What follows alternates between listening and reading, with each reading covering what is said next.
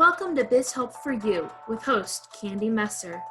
Entrepreneurs like to focus on the big picture, like profitability, success, and a smooth running organization. There always seems to be those little things like taxes, employee compensation, laws, regulations, and more. Now, you can get the answers you need in one place.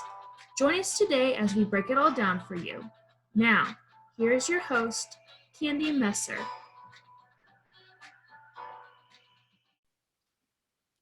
Hello and welcome to Biz Help for You with Candy Messer. Thank you for joining us today. I hope you found the information on last week's show, Why We Undervalue Ourselves and How to Think About Pricing, informative. If you are unable to join us and would like to listen to the show, links can be found on our YouTube and Facebook pages, as well as multiple podcast platforms. If you would like to receive notifications when our podcasts have been uploaded, please like and subscribe. If there are topics you'd find beneficial or questions you have, please feel free to reach out to me at media@abandp.com. Now, let's learn a little bit about our guest today. Dani Peleva holds a BSc in Business Management and Economics and an MSc in Project Management from the University College London, UCL. She started her career as a brand manager, client side, before moving to found the agency Local Fame. Ever since, she has worked in branding and digital marketing in various marketing verticals and clients around the globe. She's been running Local Fame for 6 years and specializes in digital marketing for the franchise sector. Through the years, Local Fame has been recognized and nominated for a number of prestigious awards, such as the European Best Agency Awards, Franchise Marketing Awards, and many more. Some of the big names Dani has worked with include Mailboxes, Etc., Fantastic Services, Christie's Care Franchise, and many more. So thank you for joining me today, Dani. Thank you for having me, Candy. My first question before we get into the meat of the topic is always just tell me a little bit more about yourself and how you got into your industry. So I would love to hear how you actually became involved with franchising. So I've always been interested about business and passionate about marketing. So I started at a very early stage while doing my master's. I actually owned a franchise back in the day myself. And I also worked for a big franchise brand in the marketing department. So I've learned a little bit of both ends of franchising. I've seen all the angles, the ins and outs, and I've also experienced most of the challenges a franchisee and a franchisor experience. So that inspired me to later on move away, and this is how I had the idea for Local Fame, a franchise marketing agency.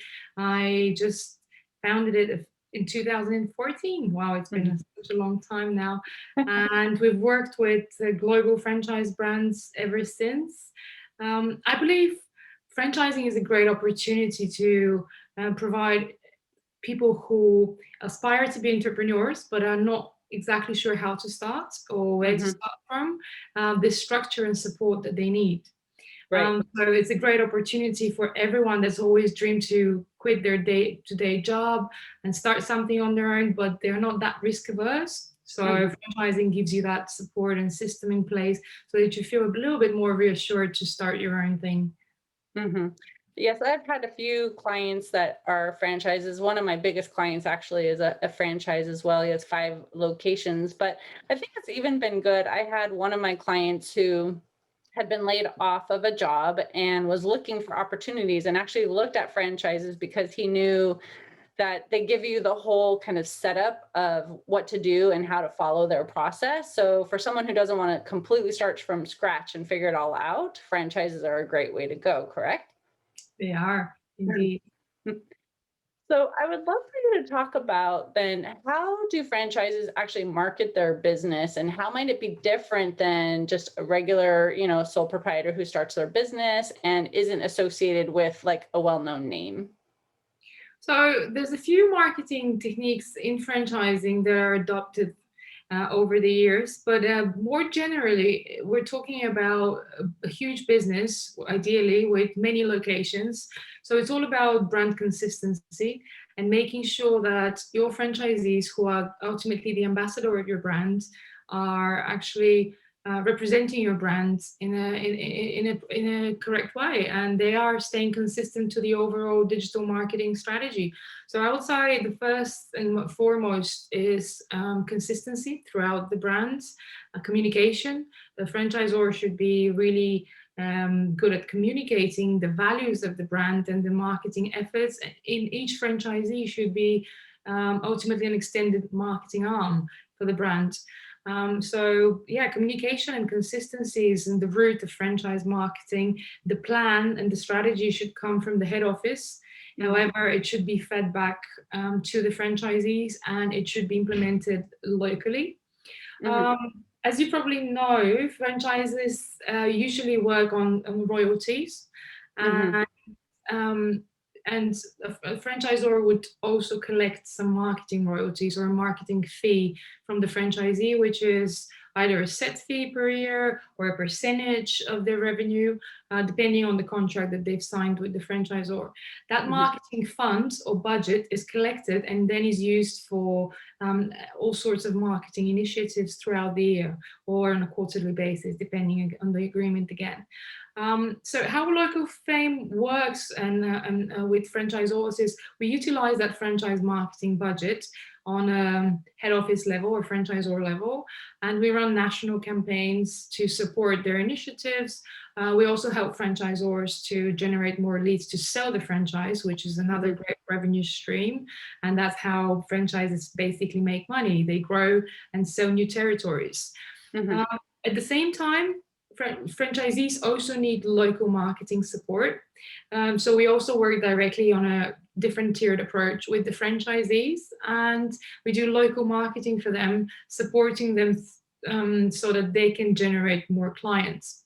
Our mantra, so to speak, is that if the franchisees are successful, so is the franchise. So also support on all levels is needed in terms of marketing. Right. So obviously there's a financial or a marketing plan actually that is what the franchisor has in place for franchisees to follow. But can franchisees then actually still do things on their own through their own social media, whether it's like Instagram or Facebook or Twitter or LinkedIn, whatever they want to use? Can they still be doing some of that marketing themselves, or are they dependent pretty much on the franchisor? So that very much depends on the contractual terms between the franchisee and the franchisor, and also how the franchisor, how active they are and how supportive they are. With some of the franchise brands that we work with, we help them prepare a marketing action plan, which highlights the activities a franchisee should be doing in the very least for a quarter.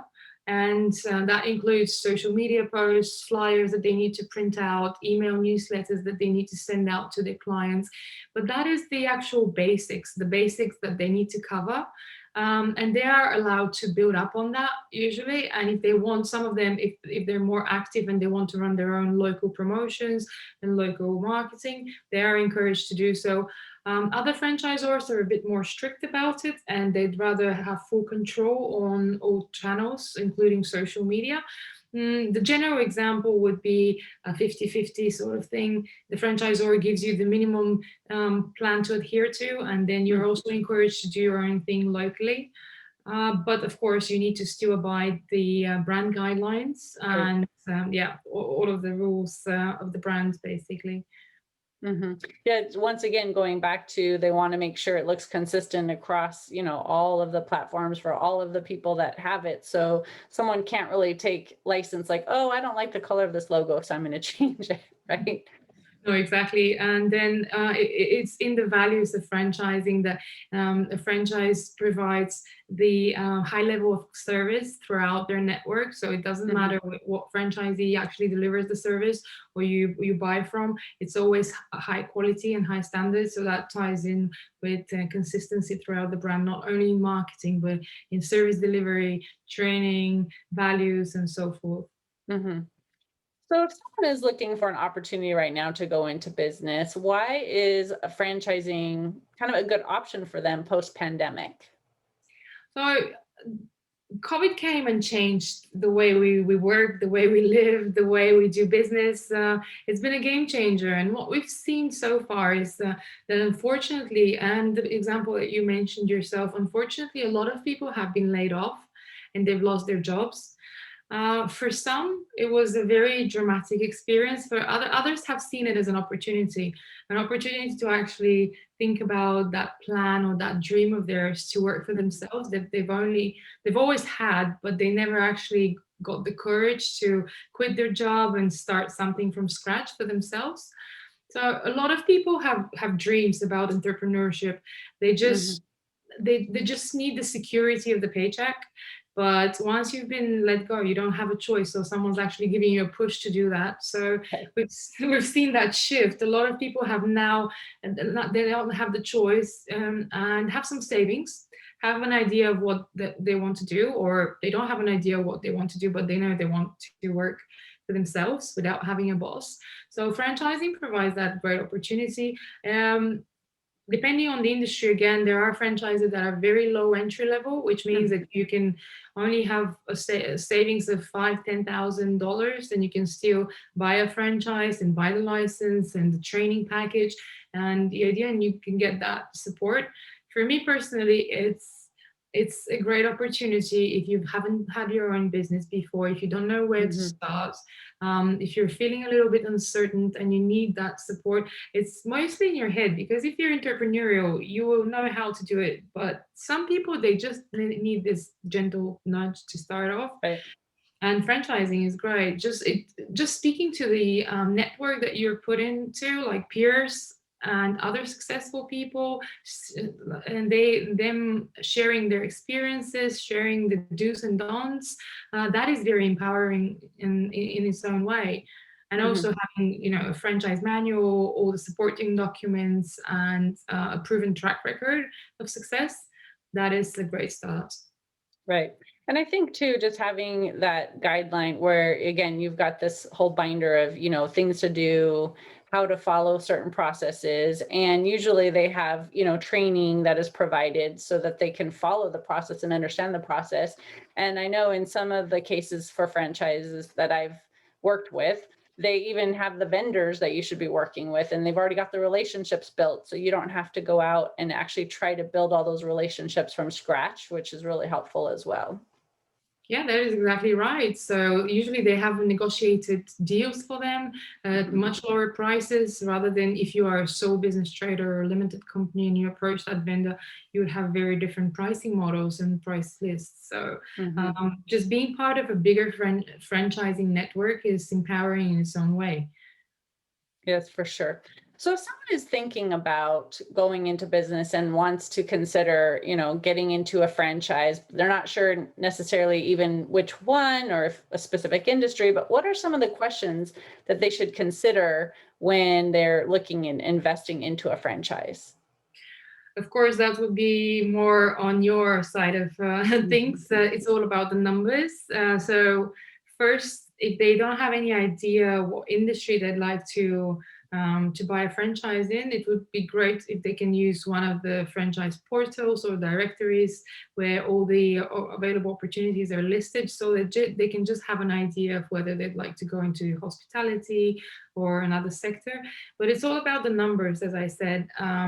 First, you can select the franchise by investment type, meaning how much money you'd like to spend to buy. And that in its own way can be very limiting, because you can buy a franchise from as little as 2 or 3 or 5,000, and others where you need to put 250,000 or $500,000 when we're talking Subway or McDonald's, or Mm. big franchise brands.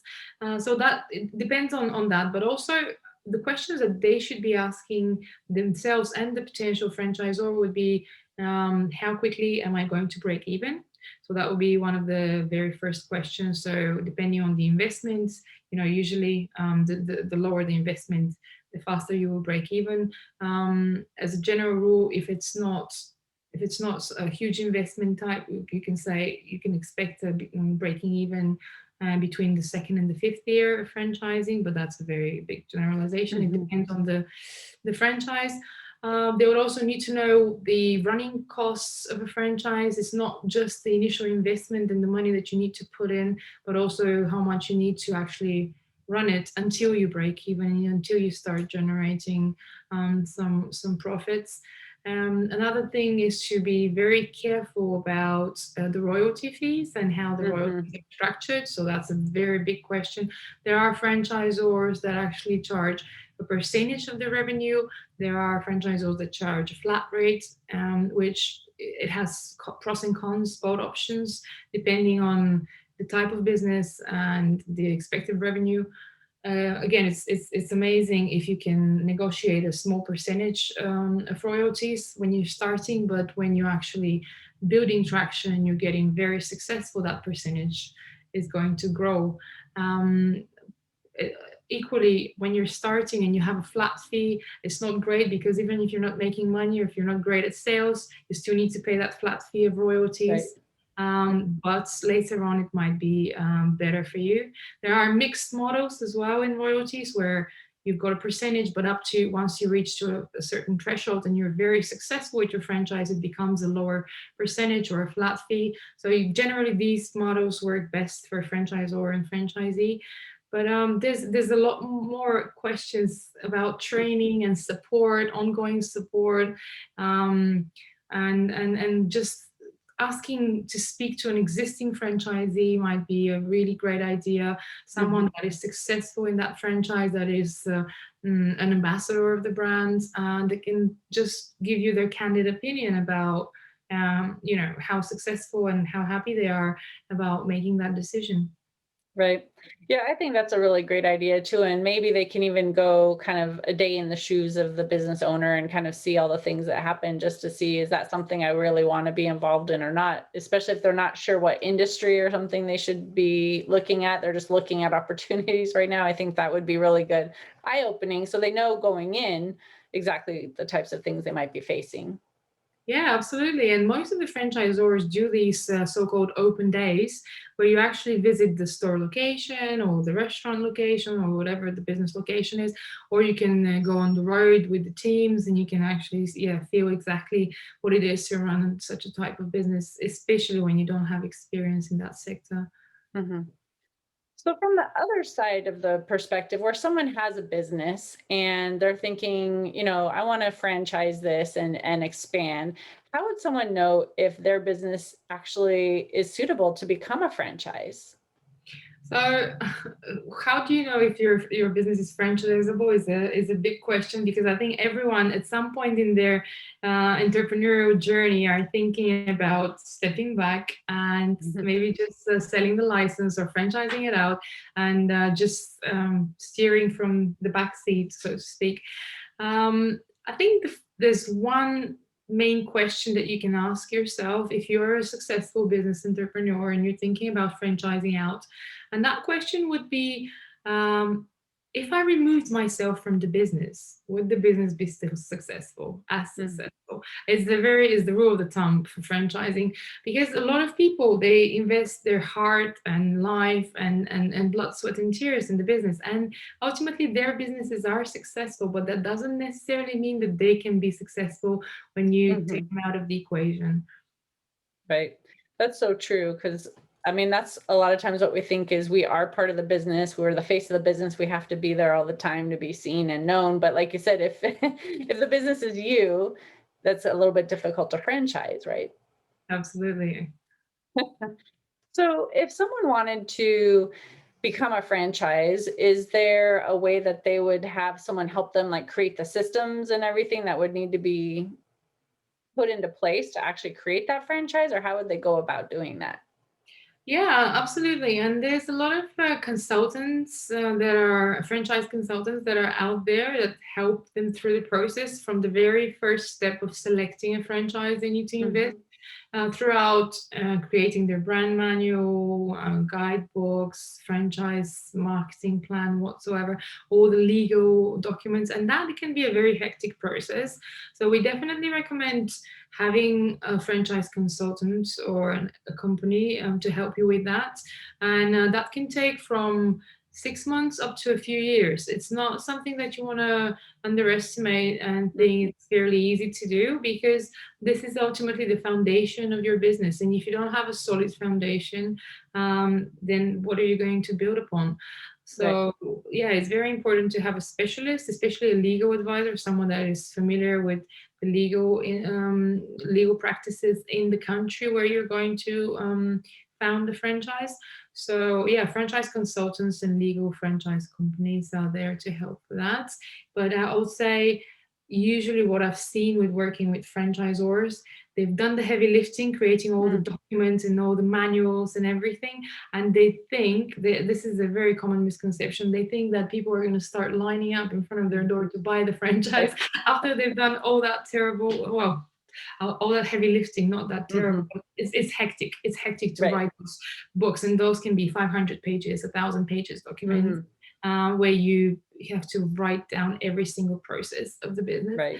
But then people don't show up on your door knocking and asking to buy your franchise. So definitely step 2 would be think about your new business development strategy. Think about marketing your franchise so that you get that first pilot franchisee, because so often I meet franchisors frustrated why nobody's bought their franchise yet. We've done it all. I think we've done the hard work. Why is nobody buying into my business? Well, because nobody knows you, first of all. So marketing should go hand in hand with the setup process, I would say. Right. And that just leads into how important it is to actually have a budget for the marketing and know that you're going to have to invest and spend.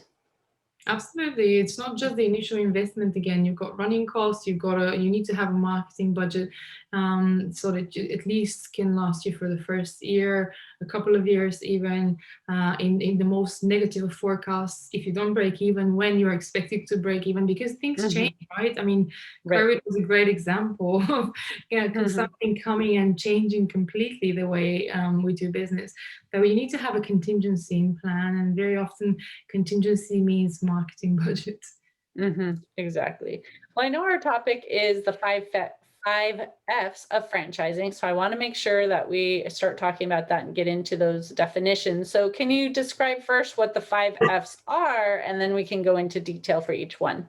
Sure, my pleasure. So the 5 F's of franchising is a methodology that we've used through the years with working with franchisors to diagnose their business and give them a solution to the biggest pain points that we've identified that they come across.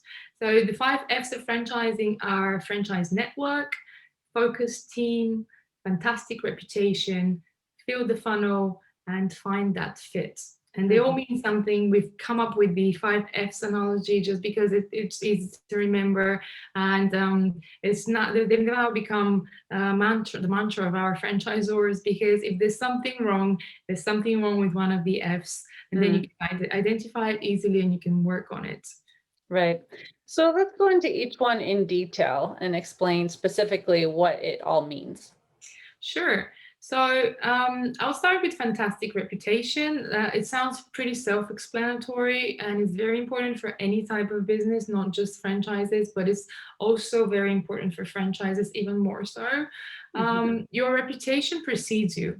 You can't expect people and businesses to buy from you if you have a poor reputation, online or offline.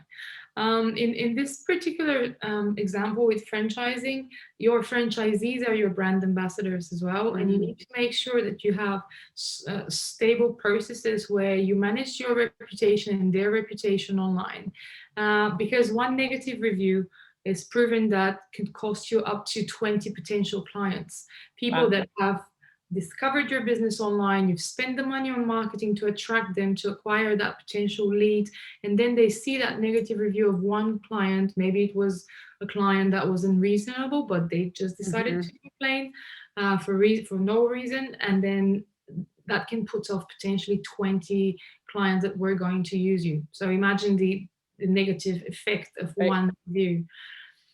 So this is why we always say that every franchisor and franchisee should aim for having a fantastic reputation for the brand, and that is achieved through managing the reputation, making sure that you follow your reviews online, you encourage your happy clients to leave positive reviews. If you do get a negative review, it does happen, but you need to be on it. You need to respond to it, try to take it offline, try to provide a solution to the client, no matter how reasonable or unreasonable they are, because that will have a butterfly effect for the next clients. Right. That's so true. Yeah, so a fantastic reputation being one of them. Then the second one is franchise network. I mentioned it earlier. Your success as a franchisor is based on your franchisee success. That is how franchisors make money, out of royalties. And if their franchisees are successful and their revenue grows, the franchise royalties grow. And a franchise is only successful when their franchisees are successful. And there's this quote that really resonates with me when I talk about franchisee success. It goes, "You're only as strong as your weakest link." If you see the franchising network as a link, the weakest link, or your the weakest franchisee, or the one that is your underperformer, that is how successful your franchise brand is in general.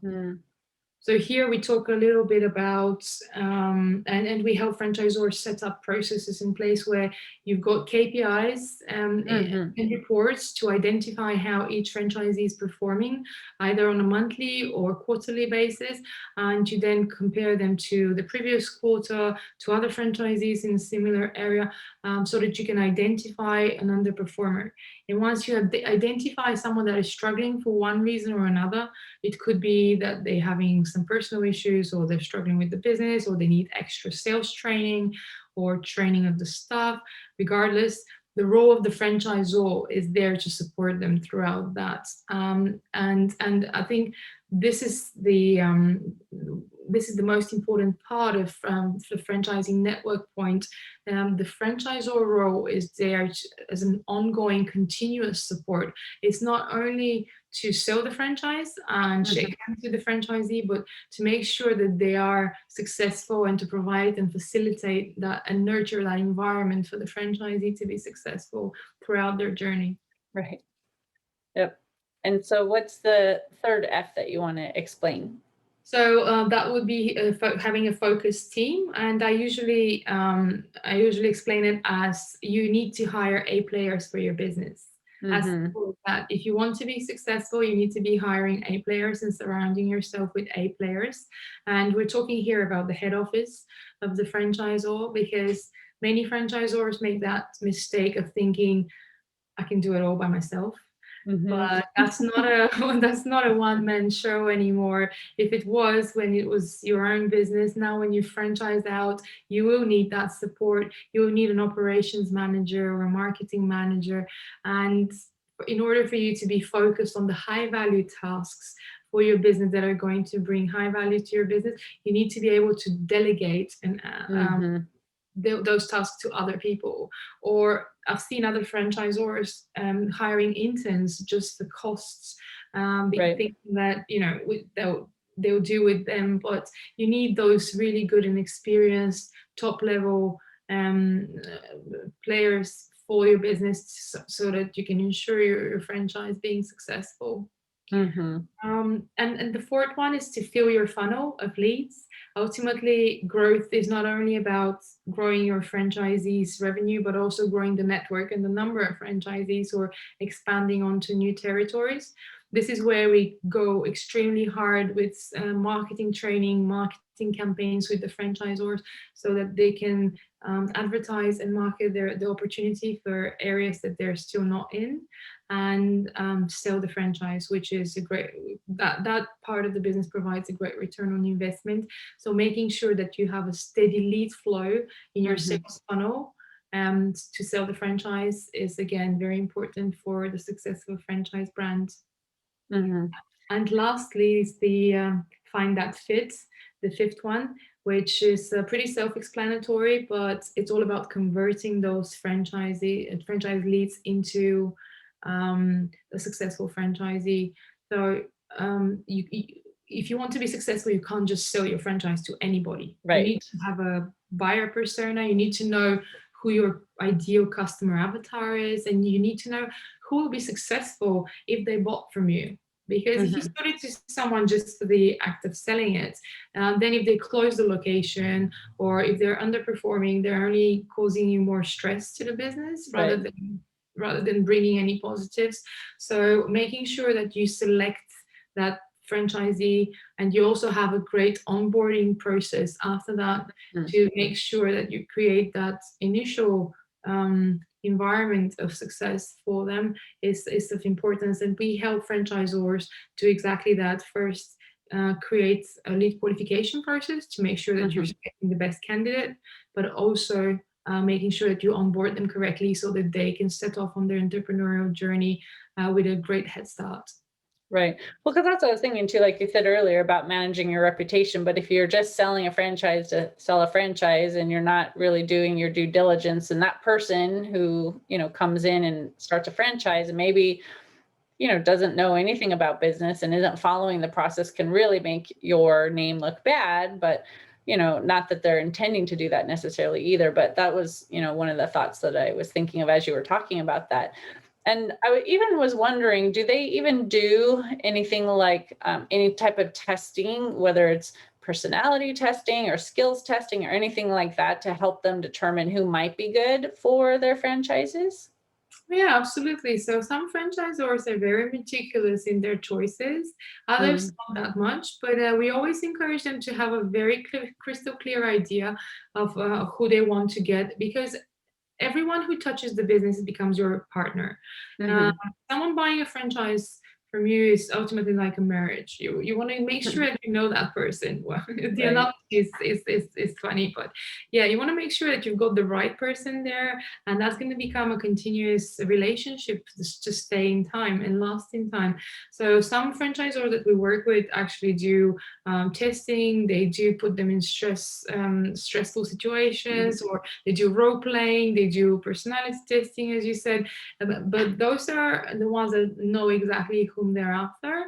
Others would just rely on first background experience and so forth, and would have 6 or 7 or 8 or 10 steps interview processes. Mhm. And those can be like on the spots with clients in different scenarios, or go undergo some training, see how they perform in the training, and then take a final decision. So it really depends on the franchisor, but I would say it's definitely a good idea to get to know that person as quickly as possible. And the moment you're marketing your business, you're already starting to clarify what your buyer persona is, because when you're Mhm. running ads on Facebook or other social media, you need to be able to describe whether you'd like to target what sort of age group, what sort of demographic group, and so forth. So you are sort of clearing the picture in your head. But once you have the first pilot franchisee, then you know Mhm. what you don't want, and you know what Right. you do want. Yeah. Right. So do you know from the perspective either the franchisee or the franchisor, like what that due diligence like timeline might actually look like? Like how long should they be investigating each other almost to make sure it's a good fit? Again, that varies from a franchisor to another one, but I would say a few weeks is 3 to 4 weeks is a reasonable time frame. It Mhm. can last up to 2 months, because in some businesses they do require CRB checks or some legal checks. And if it's a children's franchise, for example, Right. or elderly care or things like that, you Mhm. might need some medical background or some certificates that you need to acquire. And usually the franchisor is helping you get those and make sure Mhm. that you're vetted and you're ready to run that business. But generally, as a rule of thumb, I would say 3 to 4 weeks is a very normal lead qualification process. Okay. So from your perspective as, helping market these franchises, whether the franchisor side or maybe talking to franchisees, do you have any like tips in terms of what they should or shouldn't be doing to market their franchise? Yeah, absolutely. There's so many that we probably won't be able to cover them all, but Mhm. the very basics would be to make sure that their Google My Business listings locally are optimized to a full extent and they are utilizing them because franchising is all about location and Mhm. territory around that location. So local marketing is in the roots of marketing a franchisee. And if a franchisee just opened up and started, the most cost effective way to support them is to create a Google My Business page for them and to enhance their presence locally to make sure that their business is found in local search. And that would be Google Maps.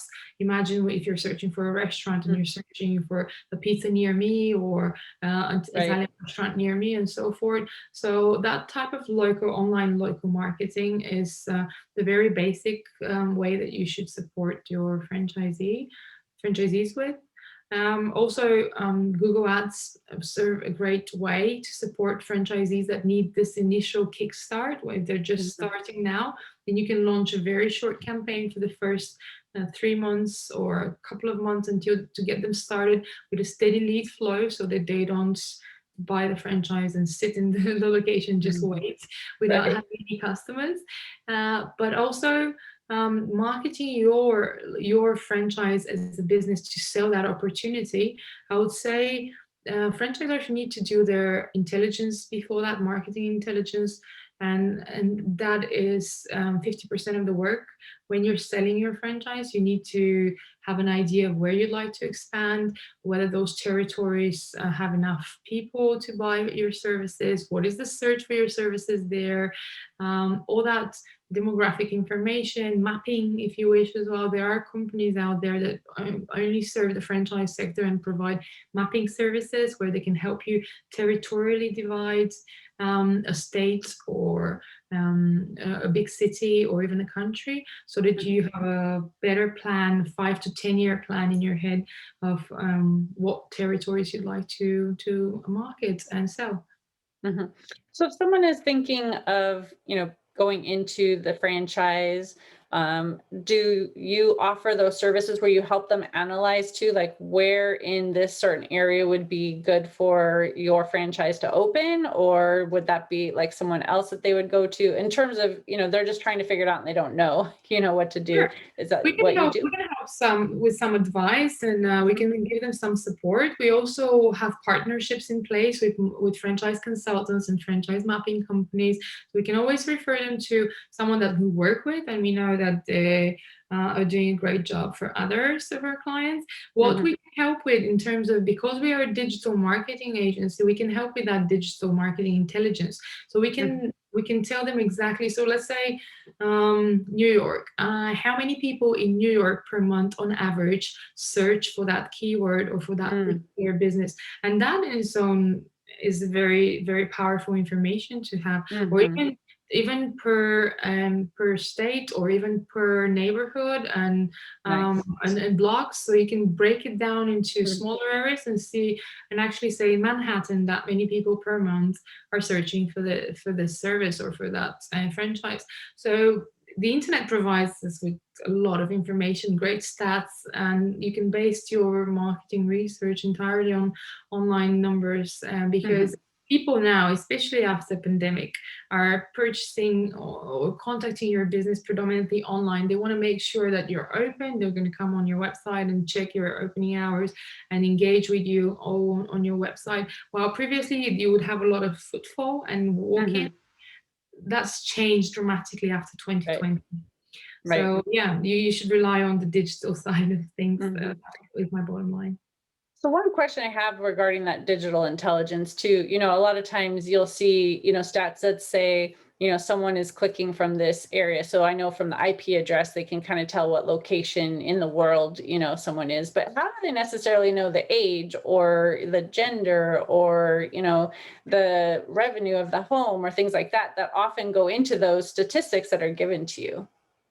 So that's usually not information that you can get from Google Analytics or other tracking tools that you have on your websites. That is Mhm. generally more marketing research companies that provide you with that data because they have Mhm. it based on social information that they have for those areas. So you can purchase that data and you can purchase that information from companies that provide that. Here in Europe, we've got something called the GDPR, which I'm sure you're familiar with as well. So, which means that it protects private data and private information of customers. So you need to adhere to those rules, and you cannot even get the location of the customer if they don't consent for cookies and tracking and so forth. So I think overall, the information that we can provide is more about certain key terms and key searches that are being typed in Google, such as a cleaning company in Detroit, for example. And you can then see how many people search for that for a cleaning company in Detroit and what the market potential is. But if you wanted to go and drill down into demographics and, households, what their budget is, their age is, you would need to buy this information from specific companies. Right. Okay. Well, thanks for sharing that, because I wasn't quite sure, exactly what information that you could give versus that other information. So I appreciate your sharing that tip, and what to do. But I know this has been interesting. I know there's probably a lot more that we could talk about, but we are running out of time for today's show. So I do want to ask, I always say, if there's something you have as an offer you would like to share, please do so. So I'll give you that moment to do that too. Sure, thank you. Well, what we offer is a free report on the business at the moment. So if you're a franchise brand or a franchisee, you can take advantage of that by contacting us on www.localfame.com, where there is a button that says Get My Free Report, where we can analyze the condition of your business against those 5 F's of franchising that I mentioned earlier. And we can give you some improvements and tips and suggestions on what you can do better. And if you had any specific marketing question or marketing campaign to be analyzed, or just your website, that will go into the report as well. And that report is a no obligation report. You would just have some tips and clues on what you can improve in the business. And if you wanted to do it yourself, you would find what to do in the report as well. Perfect. Well, thank you for sharing that. So I know you gave your link to your website. Do you have any other ways that they can reach out to you and connect? Sure. We also have a Facebook page, which is Local Fame, and it's very easy to find. The website and also the phone lines that are +44 203 5555. Okay, great. Well, thank you, Dani, for being a guest and talking to me on this topic. I think it was very interesting, and I'm sure listeners will have enjoyed hearing your tips that you're sharing as well. Thank you, Candy, for having me. It's been a pleasure. Sure. I do want to thank the listener also for tuning in today.